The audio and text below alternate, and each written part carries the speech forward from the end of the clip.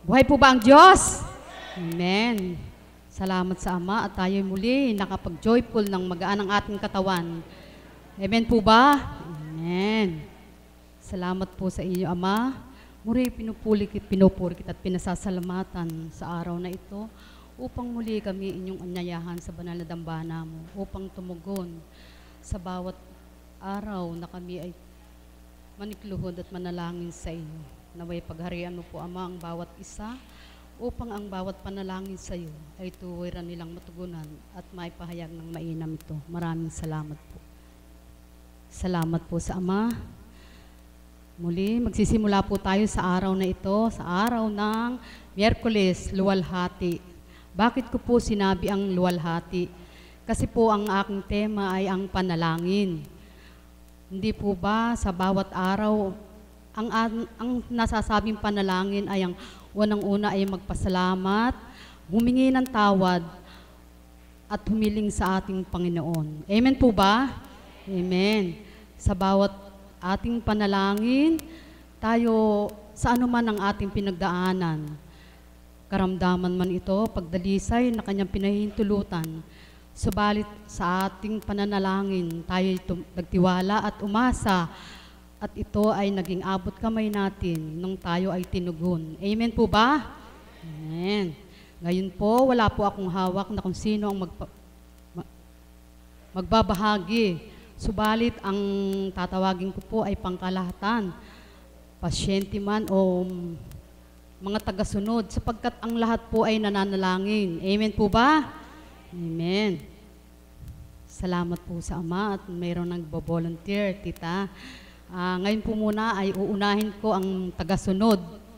Lalapitan ko na lang po kasi hindi ko po alam ang kanyang pangalan.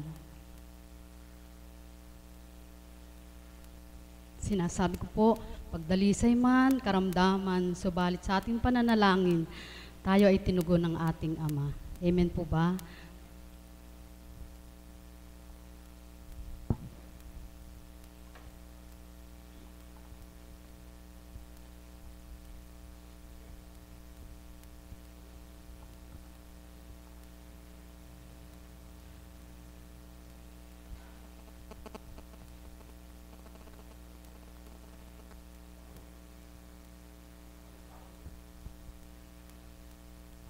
Magandang tanghali po.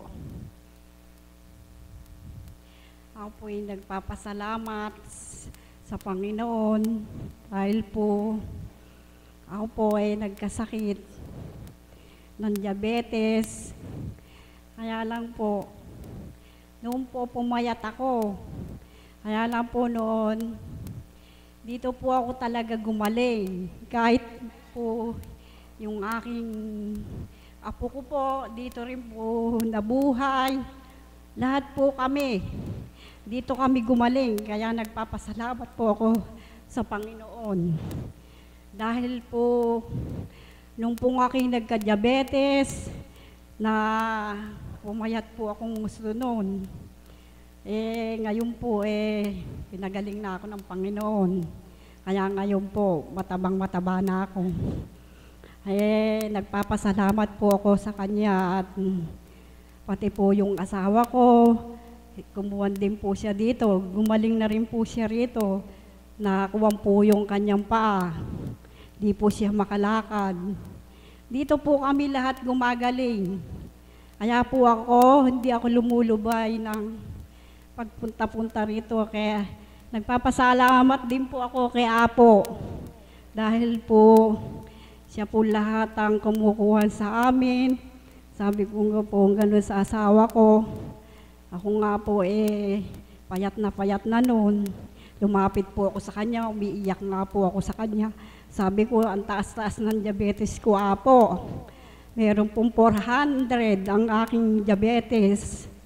Noong pong kuwan, sabi ni Apo, minom lang daw po ako ng gamot-gamot na dahon-dahon. Kaya lang po noon, nagpapacheck up ako Noon nga po, nagpakuha uli ako ng dugo.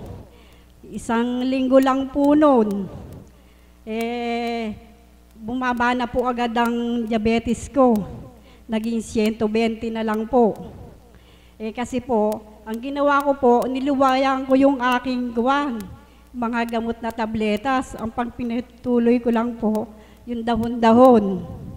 Ilang po ang pinagpatuloy ko. Awa po ng Diyos, eto, mataba na naman ako. Dito lang po ako talaga nabubuhay. Salamat po, mahal na po. Salamat po, Panginoon. Pinagaling mo kami lahat. Kaya ako, nananalig ako dito sa inyo. Kaya hindi po ako lumulubay ng aking pagpunta rito. Maraming salamat po sa inyo. Salamat po kapatid sa iyong mga pinagdaanan. Karamdaman man, subalit tuwirang kang ikaw ay nanalig at umasa na ikaw ay tinugon sa iyong karamdaman. Salamat sa iyong pananalangin. Ngayon naman po, ang aking susunod na tatawagin ay ang aking isang kapatid na alagad, kapatid na Bioli Chongson.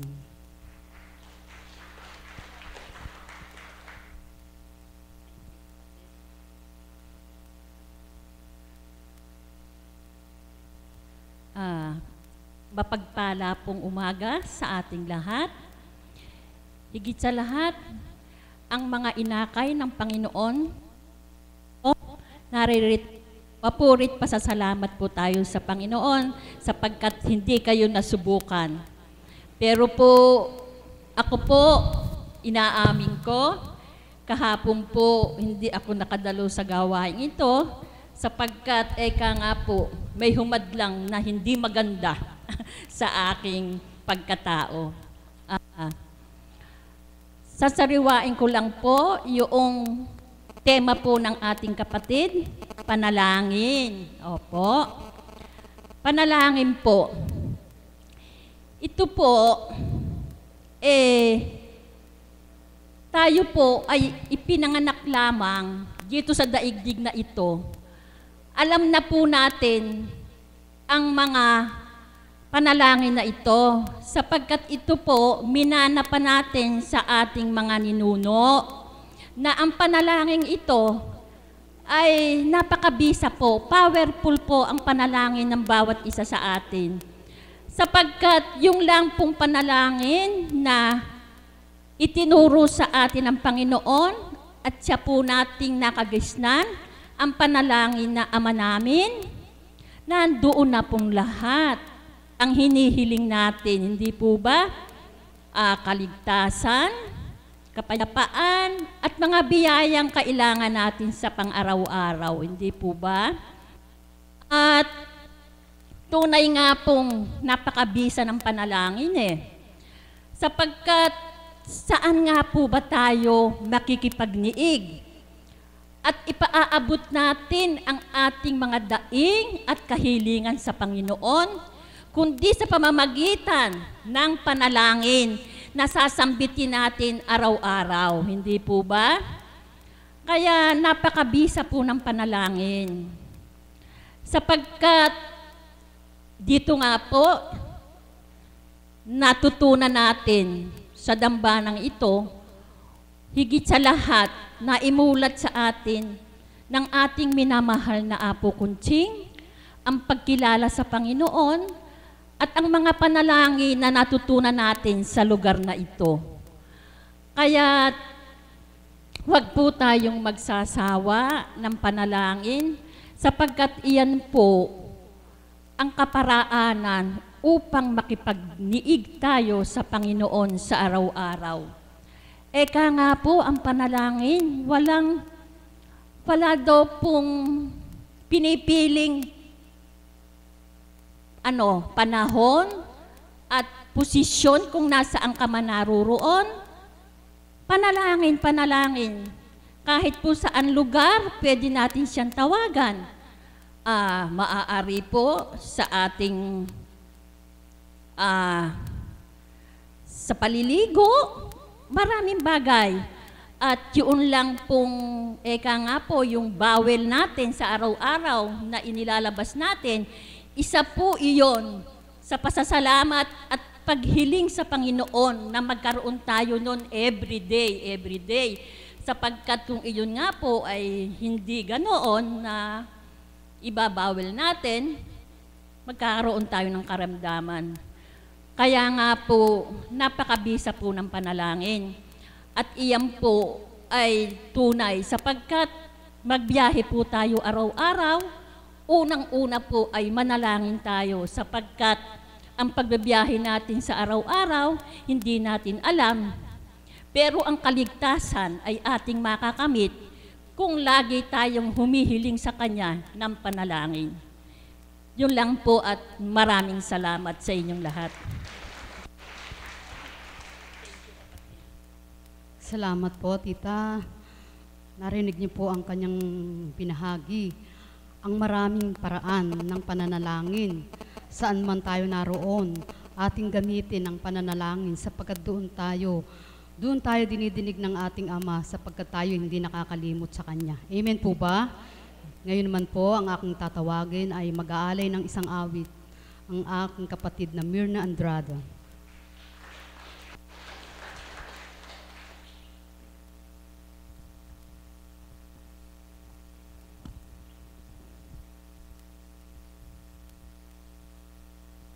Muli po ay mapagpalang umaga sa inyo, mga minamahal ko mga kapatid. Purihin ang Diyos, pagtugon sa panalangin.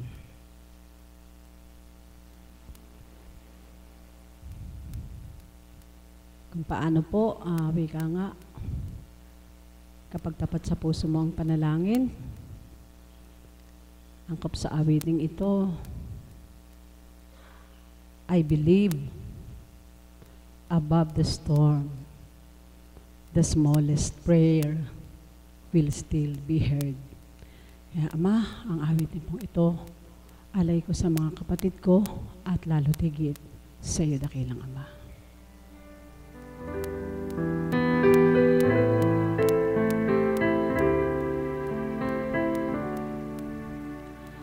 I believe for every drop of rain that falls, of love that comes. I believe that somewhere in the darkest night a candle glows.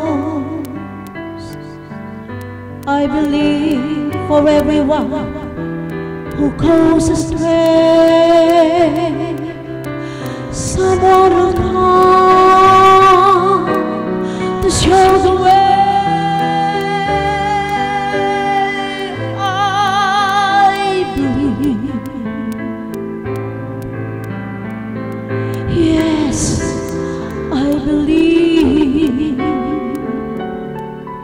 I believe above the storm, the smallest rain will still be here.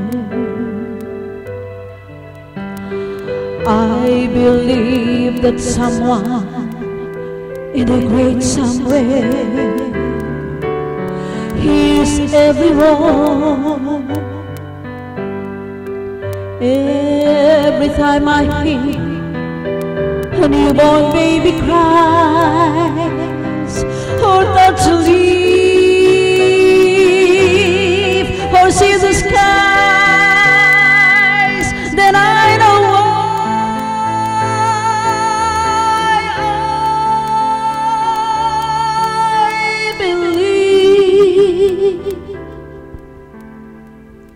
I believe for every drop of rain that falls, a flower grows.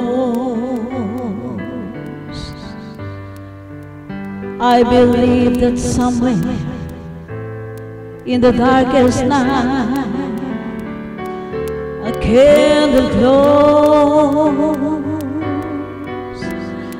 I believe for everyone who goes astray, someone will come to show the way. I believe, yes, I believe, I believe.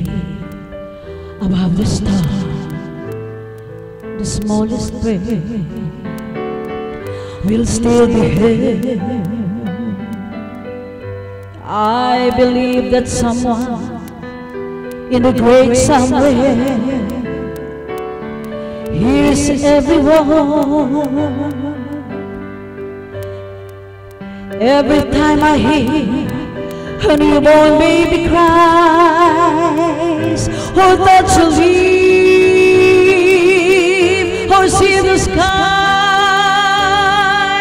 then I know why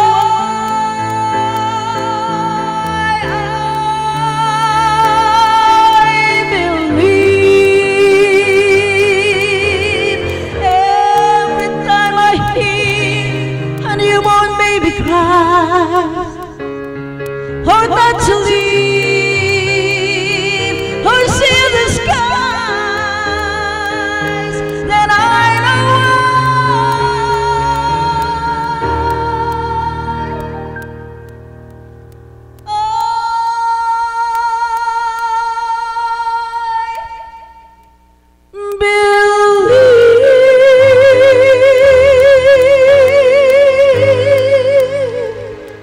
Thank you, Lord. Salamat po, Ama.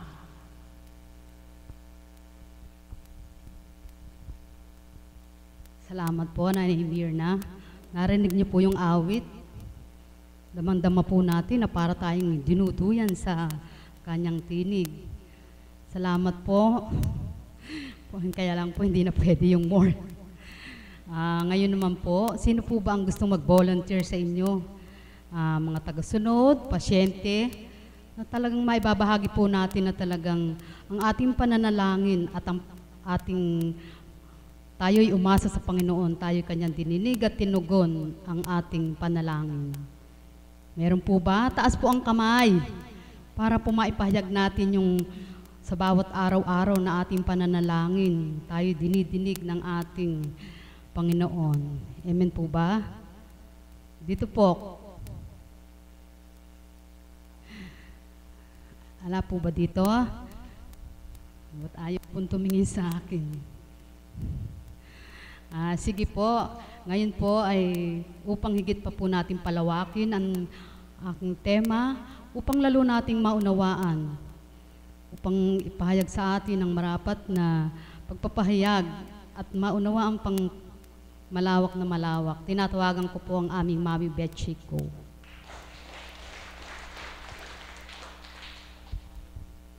Thank you, Lord. May patakaran po kasi 5 to 10 minutes. So, pag 10 minutes, bang, no? Pakibang nyo lang po ako pagka 10 minutes na, sapagkat yun po ay isa mga alituntunin na ating pinagkasunduan and kailangan po na mag-stick tayo dun sa ating mga alituntunin. Ang pananalangin, napakaganda po yung bahagi ni Tita Violi. Halos nandoon na pong lahat yung basic about panalangin. Na katulad nga po ng sinabi niya, the greatest prayer na itinuro sa atin ng ating Panginoon ay ang Lord's Prayer o ang Ama Namin. At iyan po ay nakatala sa ating Biblia. Hindi ko lang po matukoy kung ano yung exact chapter at saka kung anong verse, pero sure na sure po ako na iyan po ay nasa Bible. At ang mahalaga pong tinatandaan ko dun sa panalangin na yon, ang turo daw po ng Panginoon ay bigyan tayo ng pagkain sa araw-araw. Kaya po, maging panatag po yung ating kalooban na ang hihilingin po natin sa Kanya ay yung pang-araw-araw. Huwag po tayong hihingi muna ng para bukas, para sa isang linggo, para sa isang buwan, sapagkat ang tinuro po ng Panginoon, Siya ang bahala sa atin sa araw-araw. Kaya po laging sumasakit yung ulo natin. Kaya po lagi tayong nagkakaproblema, nagkaka-stress. May pagkain na po tayo sa araw na to. Bakit po natatakot tayo na baka bukas wala tayong pagkain? Yan po ay isang patunay na kulang pa po tayo ng pagtitiwala at paniniwala sa ating Panginoon. Basta po yung pong full pananalig natin sa Kanya ay ibigay natin at umasa tayo sa ating panalangin na itinuro sa atin na sa araw-araw, Siya na po yung bahala sa atin. Amen po ba? Kaya nawa po mga kapatid, yung pong mga kasamahan natin dito na masyadong mga maproblema, na yung mangyayari sa susunod na araw, yung kakainin sa susunod na araw ay iniisip na, nawa po ay matanim sa inyong puso at kaisipan ko ano ang nilalaman ng greatest prayer na itinuro sa atin ng ating Panginoon. At tama po si Tita Bioli, pwede po tayong manalangin anywhere, kahit saan po tayong lugar nanduroon, maaari po tayong manalangin. Kaya hindi po katwiran yung wala akong oras, kasi marami akong ginagawa. Ano man yung ginagawa mo, naglalaba ka man, nagluluto ka man, namamlansya ka man, ang isip natin pwedeng manalangin. Amen po ba? Kaya pwede tayong manalangin kahit na anong oras, kahit saan, sapagkat nabanggit ko na po sa inyo noon na isa po sa power ni God, siya po ay nasa lahat ng lugar. Our God is omnipresent God. Ibig sabihin, ang Panginoon ay nasa lahat ng lugar. Kaya kahit saan lugar ka man nanduroon, kung talagang kayo ni God ay close na sa isa't isa, po pwede tayong manalangin. At hindi naman po hinihiling ng Panginoon na dumapa tayo sa ating pananalangin. Hindi naman po nagpre-prescribe si God ng tamang posture o posisyon sa pananalangin. Kasi hindi naman po niya titingnan kung nakaluhod ka, kung nakadapa ka, o kung ano man ang posisyong ginagawa mo, kundi ang mahalaga kay God ay yung panalangin nang gagaling sa puso mo. Kasi ano yung saysay? Nakaluhod ka nga, pero habang nakaluhod ka at nananalangin ka, iba-iba naman yung nasa sa isip mo. Iba-iba yung nagahari sa isip mo. Di hamak nakainam na nakaupo ka, nananalangin ka ng taimtim, at yung panalangin mo nadarama mo sa puso mo. Ito po ay maaaring tumaliwas sa turo ng iba, pero ito po narinig ko po itong homily ng isang pare. Na the position in praying does not count, but it is your heart that counts. Kasi yan po ang binabasa ng ating Panginoon habang tayo ay nananalangin. Nakaluhod ka, hindi ka naman makakonsentrate kasi habang nakaluhod ka, ang nararamdaman mo yung kumikirit mong tuhod. Ano ang saysay ng panalangin mo? Amen po ba? Kaya pumili po tayo ng best position kung saan tayo makakapanalangin ng tao sa puso sa ating Panginoon. Amen? At idadagdag ko lang po sa sinabi po ng ating kapatid na Bioli.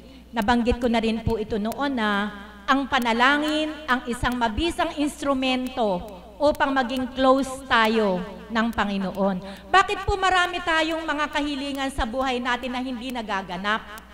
Ano po kaya ang kulang? Huwag po natin tanungin si God, God, bakit araw-araw na lang ang dami-dami kong problema? God, bakit araw-araw na lang kapos ako sa kabuhayan? God, bakit araw-araw na lang sumasakit itong partis ng katawan ko? Huwag po natin tanungin si God.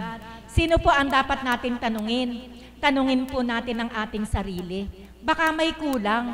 At ano na nga ang kulang? Ang kulang na nga ay ang pananalangin, sapagkat iyan po yung magandang magagawa natin para maging malapit tayo sa Panginoon. Nabanggit ko na po iyan. Pagka yung tao lagi mong kausap, araw-araw nag-uusap tayo, magiging close tayo sa isa't isa. Amen po ba?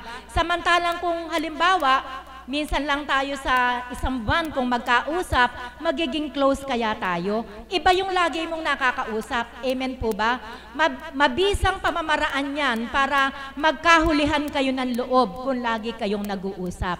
Kung sa tao ay nagaganap ito, higit lalo sa ating Panginoon. Kaya para tayo magkaroon ng close na relasyon sa ating Panginoon, kailangang makipag-usap tayo lagi sa Kanya sa pamamagitan ng panalangin. Anong oras?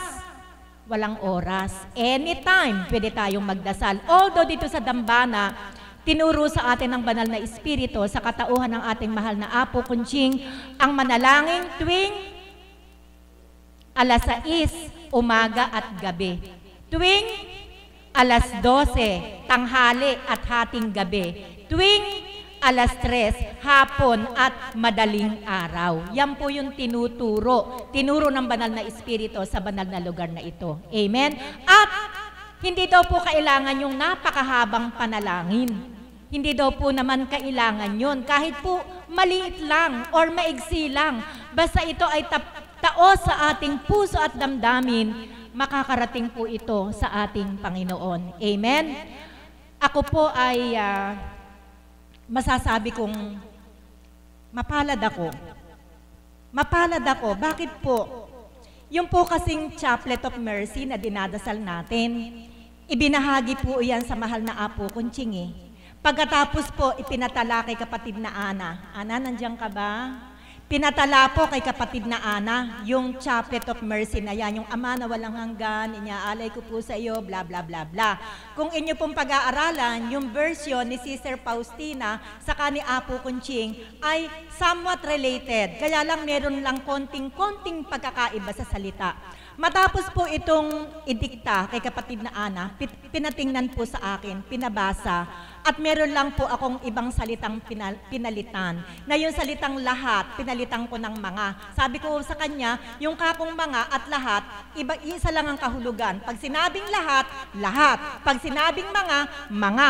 Mamili tayo, mga ba o lahat. Kung alin ang maganda sa tainga, nagkakaroon ng tinatawag na rhyme, iyon ang piliin natin. Kaya napakapalad na naging bahagi ako sa pagre-revise nung Chaplet of Mercy dinadasal ninyo na ibinahagi ng Banal na Espiritu sa ating mahal na Apo Kunching at ipinatala kay Ana at yun nga po, pinatingnan naman sa akin upang higit na maging maayos yung bawat salita na kailangan doon sa panalangin. Mapalad pa din po ako. Bakit po?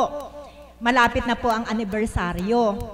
Yung pong novena booklet na ginagamit tuwing anibersaryo, buhat po ng 7 taon, pinagkaloob din po sa akin ng Panginoon na maitala, mabuo yung novena booklet na yon. Makikita nyo po sa nobenaryo. Start po ng nobenaryo natin sa 18. Tama ba ako mga kapatid? Sa 18 po ang start ng nobenaryo. Para po 27 ika-10th day. Yung pong nagmimiti, hindi ko po alam kung anong minimithi ninyo. Kayo po ang nakakaalam noon. Marami po kasi talagang nagmiti na kinumpleto yung nobenaryo. At awa ng Panginoon, ang kanilang kahilingan, marami po yung tumanggap. At meron pa po ako natatandaan na masakit si Tito Marcos po yata. Ayun, hindi po ako sure, wala siya dito na meron siyang difficulty sa paglakad. Pero nanindigan siya. Sumama siya sa prosesyon. Naitaguyod yung prosesyon at iyon po ang naging daan ng kanyang kagalingan. Palakpakan po natin ang ating Diyos na buhay. Sa bawat sakripisyong inyaalay natin sa Panginoon, meron tayong napapala. Kaya po sa linggo, start ng nobenaryo. Ang nobenaryo po ay magi-start ng 12. Yung regular na schedule, 12 o'clock. Amen po ba? Liban lang kung linggo. Kasi pag linggo, walang gawain. Kaya ang nobenaryo po, pag araw ng linggo, ay ika-4 ng hapon. Tama po ba ako? Ayoko pong magkamali. Kaya sa linggo po, 4 o'clock. Kung gusto nyo makakompleto, magpunta po.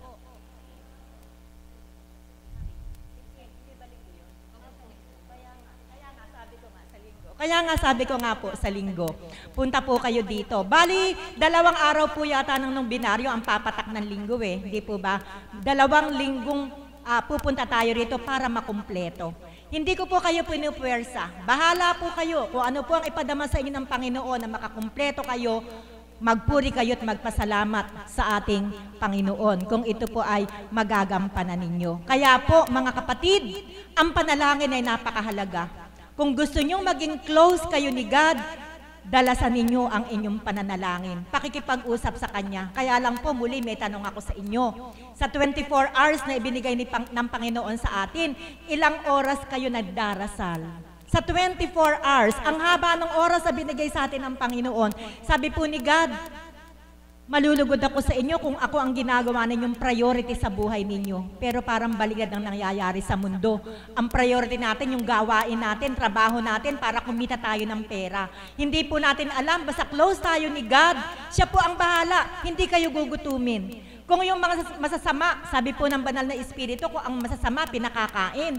Lalo tigit ka pa, na sa tuwin ay dumudulog sa akin, ikaw pa kaya ang hindi ko pakainin? Kaya magtiwala, maniwala, walang hindi ibibigay ang Panginoon sa bawat isa sa atin. At ang pinakamabisang sandata sa lahat ng ating pinagdaraanan sa buhay ay ang panalangin. Makipag-usap tayo sa Diyos, wag sa tao. Pag may problema kasi tayo, kanino kayo nakikipag-usap? Kung kani-kanino, sa kapitbahay ninyo, sa kaibigan ninyo, gaano tayo kasigurado na yung problemang ipinagtapat natin sa ating kapitbahay talagang sa atin lang dalawa? Pinagkatiwalaan mo, nagtapat ka ng problema sa Kanya. Pero wala kang kamalayan. Pag talikod mo, yung problema mong pinagtapat sa Kanya, lumipat, lipat na sa maraming bibig. Hanggang hindi, ala kang kaalam-alam, ikaw pala yung talk of the town. Ikaw na pala yung pinag-uusapan sa buong barangay. Mga kapatid, wag po ganon. Pag meron po tayo mga problemang pinagdadaanan, doon po tayo makipag-usap. Sa Kanya po tayo magsumamo. Sa Kanya po tayo dumaing. At makakapagsumamo tayo at makakadaing sa Kanya sa pamamagitan ng panalangin. Kaya mga kapatid, ugaliin ninyo. Hindi lamang pag may problema. May problema at wala. Lagi tayong mananalangin sapagkat ang kaparaanan ng Panginoon upang maging close tayo sa isa't isa. Magandang umaga po at maraming salamat. Salamat po, Mami Beth, sa mga ipinahayag niyo. Narinig niyo po ang lahat ng ipinahayag ng ating Mami Beth. Ang panalangin ang pinaka-the best upang tayo ay higit na maging close kay God. Ayan. Salamat po. Ngayon naman po, ang aking tatawagin ay ang aking shepherd, Josie Tulpo.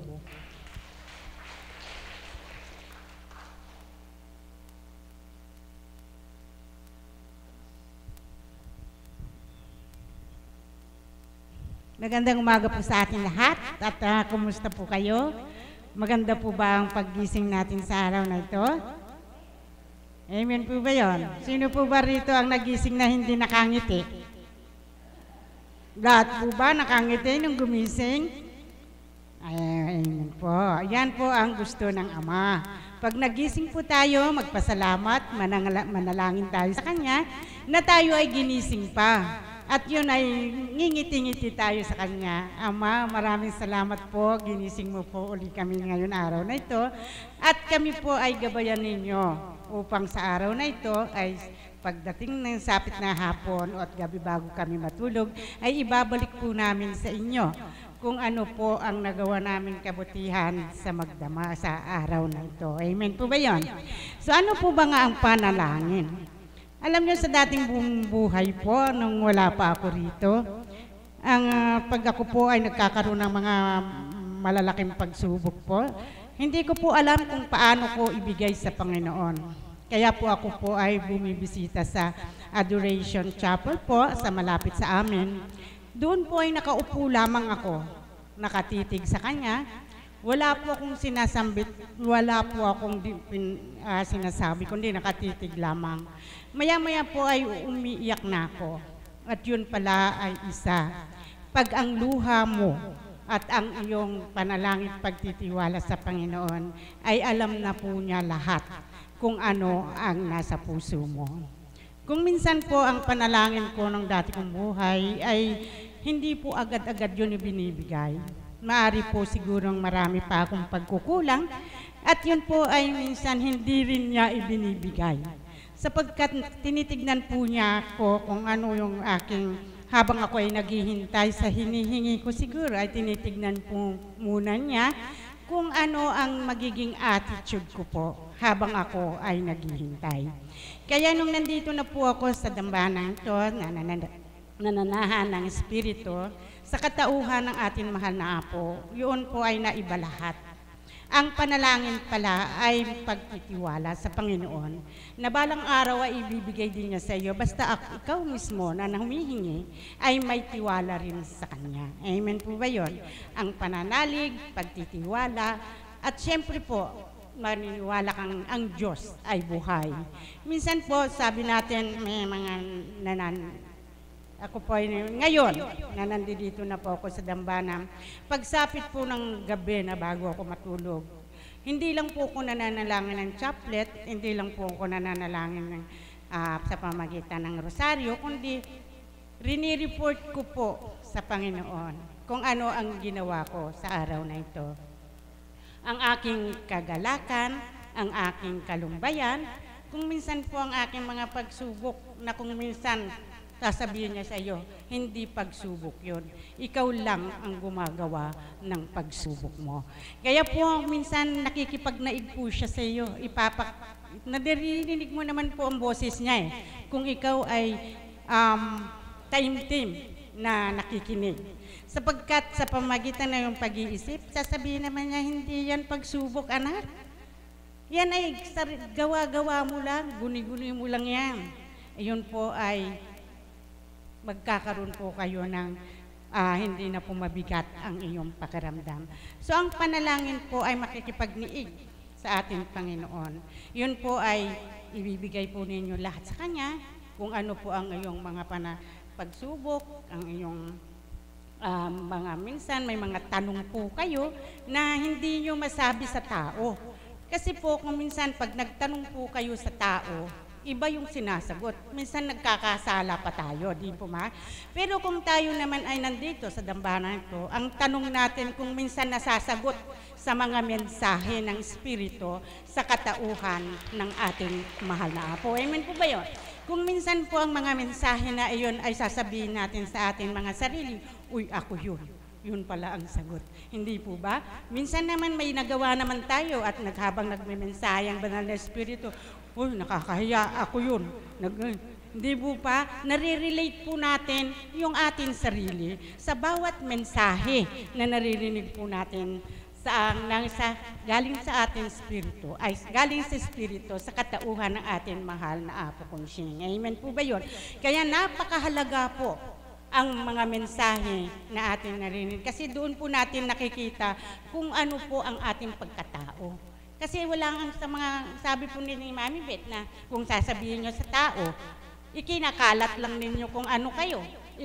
Sinasabi lang sa mga hindi nakakakilala, yung hindi nakakaalam, nalalaman tuloy. Kasi kayo mismo ang nagsasabi. Amen po ba yun? Pero kung sa pag-Diyos nyo lahat yun, hindi naman sasabihin ng Panginoon na, uy, sinabi niya, nagnanalangin siya. Masasabi ba ng Panginoon yun? Kung hindi, ang gagawin ng Panginoon, ibibigay niya sa iyo ang kapayapaan, ang kagalakan, ang lahat ng kabutihan na maaring ikagagalak ng nilalang. Amen po ba yun? So mga kapatid, ang panalangin po ay napaka-importante po. Sapagkat kung minsan po, wag natin tayong mawala ng pag-asa. At pag tayo naman po ay naghihintay ang ibibigay sa atin upang tayo ay sagutin ng Panginoon, ay depende po sa ating pag-uugali. Minsan po, habang naghihintay tayo, ay nagkakasala naman tayo. Kung naghihintay tayo, sinisiraan natin kapwa natin. Naghihintay nga tayo, pero ano naman ang ginagawa natin sa kapwa? Ibibigay pa ba kaya ng Panginoon yon? Parang tatay din natin sa lupa. Kung ikaw ay humingi sa kanya ng isang iPhone 6, tapos hindi ka naman nag-aaral, ibibigay kaya niya sa iyo? Parang ganun lang po eh. Kaya ang pananalangin po ay halaga sa buhay natin, pananampalataya. Yun po ay kung paano natin. Minsan po sasabihin, alam na ng Diyos, kahit hindi ako magsalita, alam nga niya lahat, kahit hindi po tayo magsalita. Pero gusto rin ng Panginoon yun, nilalambing natin siya. Ama, gusto ko naman po sana, ibigay niyo nga, hindi po ba?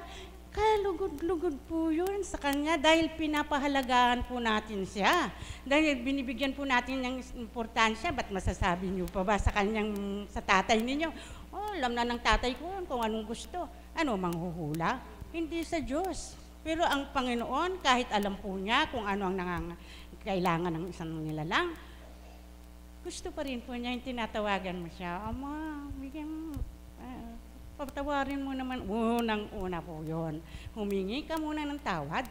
Pagkatapos, bigay mo sa Kanya kung ano ang pangangailangan mo. At yun po ay walang kaduda-duda.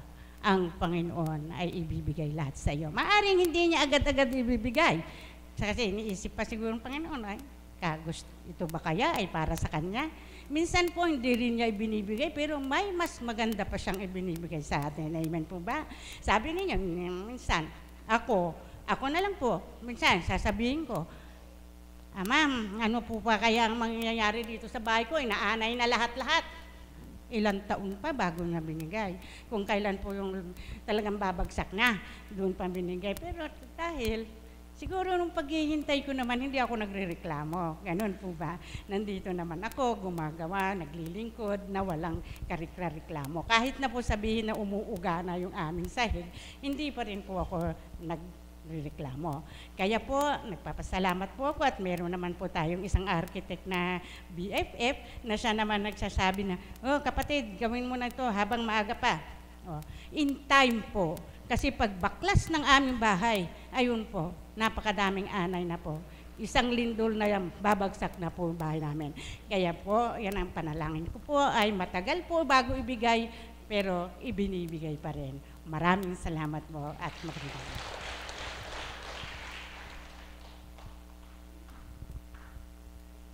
Salamat po, mahal na kapatid.